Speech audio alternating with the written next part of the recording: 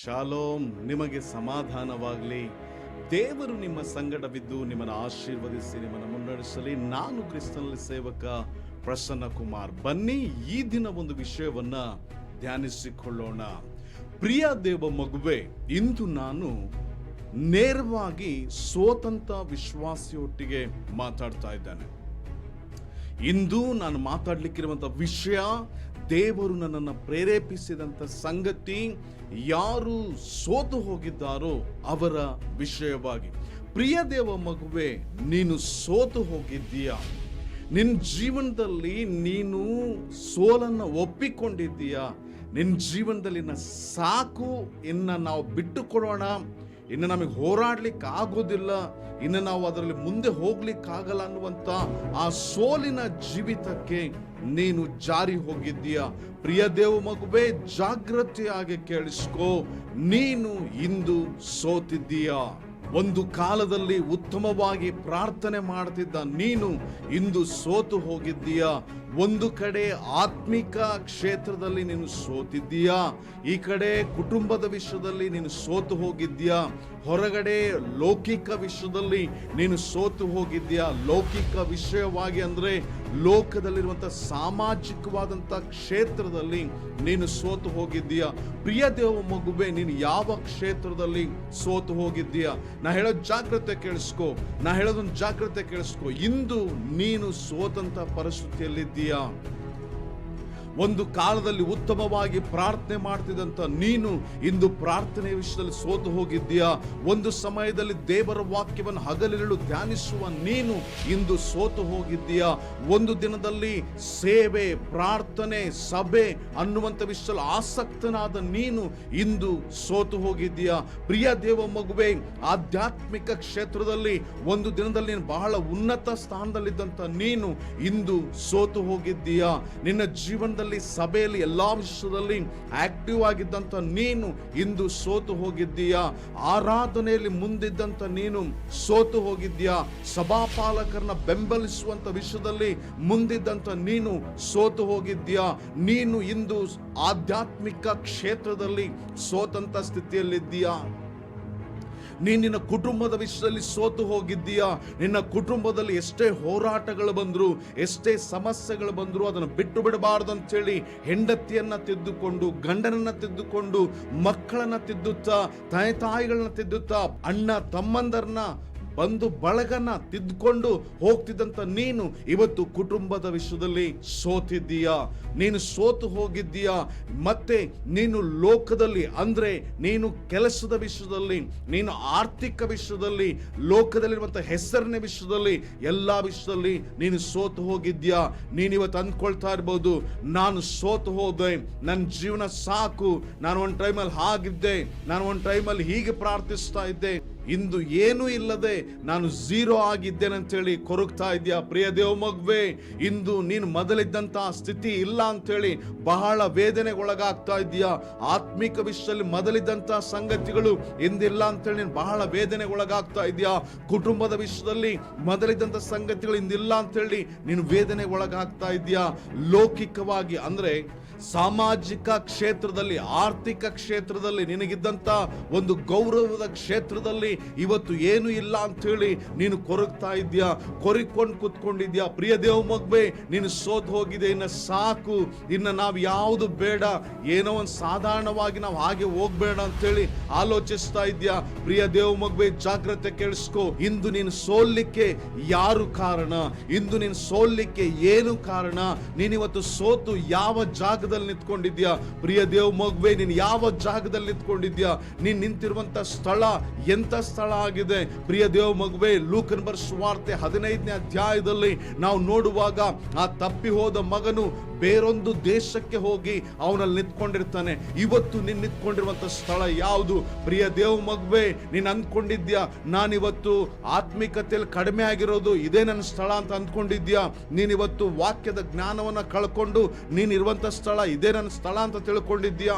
ನೀನು ಆಧ್ಯಾತ್ಮಿಕ ಬಲವನ್ನ ಕಳ್ಕೊಂಡು ಒಂದ್ ಜಾಗದಲ್ಲಿ ನಿಂತ್ಕೊಂಡಿದ್ಯಲ್ಲ, ಅದು ನಿನ್ನ ಸ್ಥಳ ಅಂತ ಅಂದ್ಕೊಳ್ತಾ ಇದ್ಯಾ? ನೀನು ಮೊದಲಿದ್ದಂತ ಆಸಕ್ತಿಯನ್ನ ಕಳ್ಕೊಂಡು, ಮೊದಲಿದ್ದಂತ ಕೊಡುವಿಕೆ ಆಗಿರ್ಬೋದು, ಸೇವೆ ಆಗಿರ್ಬೋದು, ಆಗಿರ್ಬೋದು, ಕರುಣೆ ಆಗಿರ್ಬೋದು, ಪ್ರೀತಿ ಆಗಿರ್ಬೋದು, ಎಲ್ಲವನ್ನ ಬಿಟ್ಟು ಎಲ್ಲವನ್ನು ಕಳ್ಕೊಂಡು ನೀನೆಲ್ಲೋ ಇವತ್ತು ನಿಂತ್ಕೊಂಡಿದ್ಯಲ್ಲ, ಅದು ನಿನ್ನ ಸ್ಥಳ ಅಂತ ಅಂದ್ಕೊಳ್ತಾ ಇದ್ಯಾ. ನಿನ್ನ ಕುಟುಂಬವನ್ನ ಕಳ್ಕೊಂಡು ನೀನು ನಿಂತ್ಕೊಂಡಿದ್ಯಲ್ಲ, ಅದು ನಿನ್ನ ಸ್ಥಳ ಅಂತ ಅಂದ್ಕೊಳ್ತೀಯಾ. ನಿನ್ನ ಸಾಮಾಜಿಕ ಕ್ಷೇತ್ರದಲ್ಲಿ, ಆರ್ಥಿಕವಾಗಿ, ಹೆಸರಿನ ವಿಷಯದಲ್ಲಿ, ಗೌರವ ವಿಷಯದಲ್ಲಿ ನೀನು ಸೋತು ಹೋಗಿದ್ಯಲ್ಲ, ಅಲ್ಲಿ ನಿಂತ್ಕೊಂಡಿದ್ಯಲ್ಲ, ಅದ ನಿನ್ನ ಸ್ಥಳ. ಇಲ್ಲ ಇಲ್ಲ ಇಲ್ಲ ಇಲ್ಲ ಪ್ರಿಯ ದೇವ ಮಗುವೆ, ನೀನ್ ನಿಲ್ಬೇಕಾದ ಸ್ಥಳ ಅದಲ್ಲ. ನೀನ್ ಅಂದ್ಕೊಳ್ತಾ ಇರ್ಬೋದು, ಇನ್ಯಾವುದು ಪಾಸ್ಟ್ರೆ ಸ್ಥಳ, ಇನ್ಯಾವ ಸ್ಥಳದಲ್ಲಿ ನಾನು ನಿಂತ್ಕೊಳ್ಳಿ. ಅಂದಂತರೂ ಆಧ್ಯಾತ್ಮಿಕತೆ ಇತ್ತು, ಅಂದಂತೂ ನಂತರ ಎಲ್ಲ ಇತ್ತು, ಹಣ ಇತ್ತು, ಆರೋಗ್ಯ ಇತ್ತು, ಆಯಸ್ಸಿತ್ತು, ಕುಟುಂಬ ಇತ್ತು, ಎಲ್ಲ ಇತ್ತು. ಅವತ್ತೆಲ್ಲ ಇದ್ವು. ಇವತ್ತು ನಾನು ಎಲ್ಲಿದ್ದೇನೆ? ಇವತ್ತು ನಾನು ಇಲ್ಲೇ ಇರ್ಬೇಕಲ್ಲ, ಇದೇ ನನ್ನ ಸ್ಥಳ ಅಂತ ನೀನು ಅಂದ್ಕೊಳ್ತಾ ಇದ್ಯಾ. ಪ್ರಿಯ ದೇವ ಮಗುವೆ, ಇಲ್ಲ ಇಲ್ಲ ಇಲ್ಲ, ನೀನಿರ್ಬೇಕಾದ ಸ್ಥಳ ಅದಲ್ಲ, ನೀನಿರ್ಬೇಕಾದ ಸ್ಥಳ ಅದಲ್ಲ. ಮತ್ತಿನ್ಯಾವ ಸ್ಥಳ ನನಗಿದೆ ಅಂತ ನೀನು ಅಂದ್ಕೊಳ್ತಾ ಇದ್ಯಾ. ಇಲ್ಲ, ಬಾ, ನಿನ್ನ ತಂದೆ ನಿನಗಾಗಿ ಕಾಯ್ತಾ ಇದ್ದಾನೆ. ಬಾ ಪ್ರಿಯ ದೇವ ಮಗುವೆ, ನಿನ್ನ ತಂದೆ ನಿನಗಾಗಿ ಕಾಯ್ತಾ ಇದ್ದಾನೆ. ಬಾ ಪ್ರಿಯ ದೇವ ಮಗುವೆ, ನೀನು ಇರಬೇಕಾದ ಸ್ಥಳ ಲೋಕ ಅಲ್ಲ, ನೀನು ಇರಬೇಕಾದ ಸ್ಥಳ ಆಧ್ಯಾತ್ಮಿಕತೆ ಕಳ್ಕೊಂಡಂತ ಸ್ಥಳ ಅಲ್ಲ, ನೀನು ಇರಬೇಕಾದ ಸ್ಥಳ ಪಾಪದ ಸ್ಥಳ ಅಲ್ಲ, ನೀನು ಇರಬೇಕಾದ ಸ್ಥಳ ಆತ್ಮಿಕ ಜೀವಿತವನ್ನು ಕಳ್ಕೊಂಡು ಬರಡು ಭೂಮಿಯಲ್ಲಿ ಇರಬೇಕಾದ ಸ್ಥಳ ಅಲ್ಲ. ಬಾ, ನಿನ್ನ ತಂದೆ ನಿನ್ನನ್ನು ಎದುರು ನೋಡ್ತಾ ಇದ್ದಾನೆ, ನಿನ್ನ ತಂದೆ ನಿನ್ನನ್ನು ಎದುರು ನೋಡ್ತಾ ಇದ್ದಾನೆ, ನಿನ್ನ ತಂದೆಯ ಕಣ್ಣುಗಳು ದಿನವೂ ನಿನ್ನನ್ನು ಎದುರು ನೋಡ್ತಾ ಇದ್ದಾವೆ. ಲೂಕನು ಬರೆದ ಸುವಾರ್ತೆ 15ನೇ ಅಧ್ಯಾಯದ 20ನೇ ವಚನದಲ್ಲಿ ನಿನ್ನ ತಂದೆ ನಿನ್ನನ್ನು ನೋಡ್ತಾ ಇದ್ದಾನೆ. ಪ್ರತಿನಿತ್ಯ ನನ್ನ ಮಗ ಇವತ್ತು ಬರ್ತಾನ, ನನ್ನ ಮಗ ನಾಳೆ ಬರ್ತಾನ, ನನ್ನ ಮಗ ಇವತ್ತು ಬರ್ತಾನ, ನನ್ನ ಮಗಳು ಇವತ್ತು ಬರ್ತಾಳ, ನನ್ನ ಮಗ ನನ್ನ ಮಗಳು ಇವತ್ತು ಬರ್ತಾರ, ನಾಳೆ ಬರ್ತಾರ ಅಂತೇಳಿ ದಿನವೂ ಕಾಯ್ತಾ ಇದ್ದಾನೆ. ನೀನು ಬಿದ್ದು ಹೋದಾಗ ಎಲ್ಲರೂ ನಿನ್ನನ್ನು ತಳ್ಳಿರ್ಬಹುದು, ನೀನು ಬಿದ್ದು ಹೋದಾಗ ನಿನ್ನೆಲ್ಲ ತಳ್ಳಿರ್ಬಹುದು, ನಿನ್ನನ್ನು ಬಹಳ ಕೆಳಗೆ ನೋಡಿರ್ಬಹುದು, ನಿನ್ನ ಕುಟುಂಬಸ್ಥರಾಗಿರ್ಬಹುದು, ಆಧ್ಯಾತ್ಮಿಕ ಕ್ಷೇತ್ರದಲ್ಲಿರೋರಾಗಿರ್ಬಹುದು, ವಿಶ್ವಾಸಿಗಳಾಗಿರ್ಬಹುದು, ಎಲ್ಲರೂ ನಿನ್ನನ್ನು ದೂರ ತಳ್ಳಿರ್ಬಹುದು. ನಿನ್ನ ಹತ್ರ ಇದ್ದಾಗ ತಿಂದು ತೇಗಿ ಎಲ್ಲವನ್ನು ಮುಗಿಸಿ ನಿನ್ನನ್ನು ತಳ್ಳಿ ಬಿಟ್ಟಿರ್ಬಹುದು. ಆದ್ರೆ ನಾ ಹೇಳೋ ಜಾಗ್ರತೆ ಕೇಳಿಸ್ಕೋ, ನಿನ್ನ ತಂದೆ ಈಗಲೂ ನಿನ್ನನ್ನು ಎದುರು ನೋಡ್ತಾ ಇದ್ದಾನೆ. ನಿನ್ನ ತಂದೆಗೆ ನೀನು ಬೇಕಾಗಿದೆ. ಜನರಿಗೆ ಒಂದು ವೇಳೆ ನೀನು ಬೇಕಾಗಿರ್ಲಿಕ್ಕಿಲ್ಲ, ನಿನ್ನ ತಂದೆಗೆ ನೀನು ಬೇಕಾಗಿದ್ದಿ. ಜನರಿಗೆ ನಿನ್ನ ಹತ್ರ ಎಲ್ಲ ಇದ್ದಾಗ ನೀನು ಬೇಕಾಗಿದ್ದೆ, ನಿನ್ನ ತಂದೆಗೆ ನಿನ್ನ ಹತ್ರ ಏನೂ ಇಲ್ಲದಿದ್ದಾಗಲೂ ನೀನು ಬೇಕಾಗಿದ್ದಿ. ಪ್ರಿಯ ದೇವ ಮಗುವೆ, ಎದ್ದೇಳು, ಎದ್ದೇಳು ಸೋತಂತ ವಿಶ್ವಾಸಿಯೇ, ಎದ್ದೇಳು, ನಿನ್ನ ತಂದೆ ನಿನಗಾಗಿ ಕಾಯ್ತಾ ಇದ್ದಾನೆ. ಸೋತಂತ ವಿಶ್ವಾಸಿಯೇ ಎದ್ದೇಳು, ನಿನಗಾಗಿ ನಿನ್ನ ತಂದೆ ಕಾಯ್ತಾ ಇದ್ದಾನೆ. ಸೋತಂತ ವಿಶ್ವಾಸಿಯೇ ಎದ್ದೇಳು, ನಿನ್ನ ತಂದೆ ನಿನಗಾಗಿ ಕಾಯ್ತಾ ಇದ್ದಾನೆ. ನಾ ಹೇಳೋ ಕೇಳಿಸ್ಕೋ, ನೀನ್ ದೇವರ ಬಳಿಗೆ ಬಾ. ನೀನು ಸೋತಂತ ಸ್ಥಿತಿಯನ್ನು ನೋಡಿದೆ ಎಲ್ಲಾ ಜನರು ನಿನ್ನ ಮುಂದೆ ಇರಲಿ, ಪರವಾಗಿಲ್ಲ. ನಾನು ಅಲ್ಲಿ ಹೋದ್ರೆ ಮತ್ತೆ ನನ್ನ ಅವಮಾನಿಸ್ತಾರೇನೋ, ನಾನು ಅಲ್ಲಿ ಹೋದ್ರೆ ಮತ್ತೆ ನನ್ನ ಏನಾದರೂ ಕೆಣಕುತ್ತಾರೇನೋ, ನನ್ನ ಎಲ್ಲ ತಪ್ಪುಗಳನ್ನ, ನನ್ನ ಎಲ್ಲ ಬಲಹೀನತೆಗಳನ್ನ ಮಾತಾಡ್ತಾರೇನೋ ಅಂತೇಳಿ ನೀನು ಅಂದುಕೊಳ್ತಾ ಇದ್ಯಾ. ಪ್ರಿಯ ದೇವ ಮಗುವೆ, ನಾ ಹೇಳೋ ಜಾಗ್ರತೆ ಕೇಳಿಸ್ಕೋ. ಪ್ರಪಂಚ ಏನ್ ಬೇಕಾದ್ರೂ ಮಾತಾಡ್ಕೊಳ್ಳಿ, ನಿನ್ನ ತಂದೆಯ ಬಳಿಗೆ ನೀನ್ ಬಾ. ನಿನ್ನ ತಂದೆ ನಿನ್ನನ್ನು ಅಪ್ಪಿಕೊಳ್ತಾನೆ. ಯಾರು ನಿನ್ನನ್ನು ಅಪ್ಪಿಕೊಳ್ಳದಿದ್ರು ಪರವಾಗಿಲ್ಲ, ನಿನ್ನ ತಂದೆ ನಿನ್ನನ್ನು ಅಪ್ಪಿಕೊಳ್ತಾನೆ. ಯಾರು ನಿನ್ನನ್ನು ಮಾತಾಡಿಸ್ತಿದ್ರು ಪರವಾಗಿಲ್ಲ, ನಿನ್ನ ತಂದೆ ನಿನ್ನನ್ನು ಮಾತಾಡಿಸ್ತಾನೆ.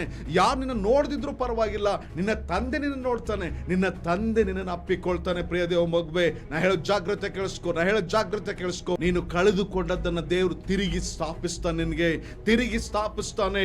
ನಾವು ಲೂಕನ ಬರೆದ ಸುವಾರ್ತೆ 15ನೇ ಅಧ್ಯಾಯದ 22ರಿಂದ 24ನೇ ವಚನಕ್ಕೆ ಹೋದಾಗ ಆ ತಪ್ಪಿ ಹೋದ ಮಗನನ್ನ ದೇವರು ಮತ್ತೆ ತಕ್ಕೊಂಡು ಅವನಿಗೆ ತಿರುಗಿ ಎಲ್ಲವನ್ನು ಸ್ಥಾಪಿಸುವುದನ್ನು ನಾವು ನೋಡ್ತೇವೆ. ದೇವರು ನಿನ್ನನ್ನು ಮತ್ತೆ ಪುನರ್ಸ್ಥಾಪಿಸುವವನಾಗಿದ್ದಾನೆ. ದೇವರು ನಿನ್ನನ್ನು ಪುನರ್ಸ್ಥಾಪಿಸ್ತಾನೆ. ಪ್ರಿಯ ದೇವ ಮಗುವೆ, ನೀನು ಯಾವುದನ್ನ ಕಳ್ಕೊಂಡಿದ್ಯೋ ಅದನ್ನ ದೇವರು ಕೊಡ್ತಾನೆ. ನಾನು ಹೇಳೋ ಜಾಗ್ರತೆ ಕೇಳಿಸ್ಕೋ. ನಿಂದೆ ಅಪಮಾನಗಳಲ್ಲಿರ್ತೀಯೋ ಸನ್ಮಾನಕ್ಕೆ ಬರ್ತೀಯೋ, ಲೋಕದಲ್ಲಿರ್ತೀಯೋ ದೇವರ ರಾಜ್ಯಕ್ಕೆ ಬರ್ತೀಯೋ, ಸೈತಾನ್ ಬಳಿಲಿರ್ತೀಯೋ ದೇವರ ಬಳಿಗೆ ಬರ್ತೀಯೋ. ಬಾ ದೇವರ ಬಳಿಗೆ, ದೇವರನ್ನು ಸ್ಥಾಪಿಸ್ತಾನೆ. ಎಲ್ಲೇ ತನಕ ಆ ದಾರಿದ್ರ್ಯದಲ್ಲಿರ್ತೀಯ, ಎಲ್ಲೇ ತನಕ ಆ ಅವಮಾನದಲ್ಲಿರ್ತೀಯ, ಎಲ್ಲೇ ತನಕ ಹೆಸರು ಕೆಡಿಸ್ಕೊಂಡಲ್ಲಿರ್ತೀಯ, ಎಲ್ಲೇ ತನಕ ಸಾಕ್ಷಿ ಇಲ್ಲದೆ ಅಲ್ಲಿರ್ತೀಯ, ಎಲ್ಲೇ ತನಕ ಆ ನಿಂದೆ ಅಪಮಾನಗಳು, ದೂಷಣೆಗಳು, ಪಾಪ, ಅಯೋಗ್ಯವಾದ ಸ್ಥಿತಿಯಲ್ಲಿ ನೀನಿರ್ತೀಯ. ಇಲ್ಲ, ಬಾ ಪ್ರಿಯ ದೇವ ಮಗುವೆ, ನಿನ್ನ ತಂದೆ ನಿನ್ನ ತಿರುಗಿ ಪುನರ್ಸ್ಥಾಪಿಸುವವನಾಗಿದ್ದಾನೆ. ಬಿದ್ದಂತ ವಿಶ್ವಾಸಿಯೇ ಬಾ, ದೇವರಿನ ತಿರುಗಿ ಪುನರ್ಸ್ಥಾಪಿಸುವವನಾಗಿದ್ದಾನೆ, ಪುನರ್ಸ್ಥಾಪಿಸುವವನಾಗಿದ್ದಾನೆ. ದೇವರಿನ ಆಶೀರ್ವದಿಸ್ತಾನೆ, ನಿಲ್ಲಿಸ್ತಾನೆ. ಈ ವಾಕ್ಯ ಕೇಳಿಸ್ಕೊಳ್ಳುವಂತ ಪ್ರಿಯ ದೇವ ಮಗುವೆ, ನಾ ಹೇಳೋ ಜಾಗ್ರತೆ ಕೇಳಿಸ್ಕೋ. ನಿನ್ನನ್ನ ದೇವರು ತಿರುಗಿ ಸ್ಥಾಪಿಸ್ತಾನೆ. ನಿನ್ನ ತಂದೆ ನಿನ್ನನ್ನು ಅಪ್ಪಿಕೊಳ್ತಾನೆ. ನಿನ್ನ ತಂದೆ ನಿನಗೆ ಉಂಗರಗಳನ್ನು ಹಾಕ್ತಾನೆ. ನಿನ್ನ ತಂದೆ ನಿನಗೆ ನಿಲುವಂಗಿಯನ್ನು ಹಾಕ್ತಾನೆ. ನಿನ್ನ ತಂದೆ ನಿನ್ನ ಕಾಲಿಗೆ ಕೆರಗಳನ್ನು ಮೆಟ್ಟಿಸ್ತಾನೆ. ನಿನ್ನ ತಂದೆ ನಿನಗಾಗಿ ಸಂತೋಷಿಸ್ತಾನೆ, ನಿನ್ನ ತಂದೆ ನಿನಗಾಗಿ ಔತಣ ಪಡಿಸ್ತಾನೆ. ನಿನ್ನ ತಂದೆ ಇಡೀ ಪ್ರಪಂಚಕ್ಕೆ ಹೇಳ್ತಾನೆ, ಸತ್ತವನಾದ ನನ್ನ ಮಗನು ತಿರುಗಿ ನನ್ನ ಬಳಿಗೆ ಬಂದು ಬದುಕುವವನಾಗಿದ್ದಾನೆಂಬುದಾಗಿ ಎಲ್ಲರಿಗೂ ಸಾಕ್ಷಿಯಾಗಿ ನಿಲ್ಲಿಸುವವನಾಗಿದ್ದಾನೆ. ಬಾ ಪ್ರಿಯ ದೇವ ಮಗುವೆ, ಬಾ ಪ್ರಿಯ ದೇವ ಮಗುವೆ, ಬಾ ಪ್ರಿಯ ದೇವ ಮಗುವೆ. ಈ ವಾಕ್ಯ ಕೇಳಿಸ್ಕೊಂಡ ತರುವಾಯ ಮೊಣಕಾಲೂರಿ ಕರ್ತನ್ ಹೇಳು, ಇಗೋ ಕರ್ತನೆ, ನಾನು ನಿನ್ನ ಬಳಿಗೆ ಬರ್ತೇನೆ ಅಂತೇಳಿ ದೇವರನ್ನ ಅತಿ ಉನ್ನತವಾದ ಸ್ಥಳದಲ್ಲಿ ಆತನು ಸುಭದ್ರವಾಗಿ ಸ್ಥಾಪಿಸುವವನಾಗಿದ್ದಾನೆ. ಇದನ್ನು ಮಾತ್ರ ನೀನು ಮರಿಲೇಬೇಡ. ಧೈರ್ಯದಿಂದಿರು, ಹೆಮ್ಮೆಯಿಂದಿರು, ನೀನೊಬ್ಬ ಕ್ರಿಸ್ತನ ಹಿಂಬಾಲಕನಾದ ಕ್ರೈಸ್ತನೆಂದು. ಆಮೇನ್.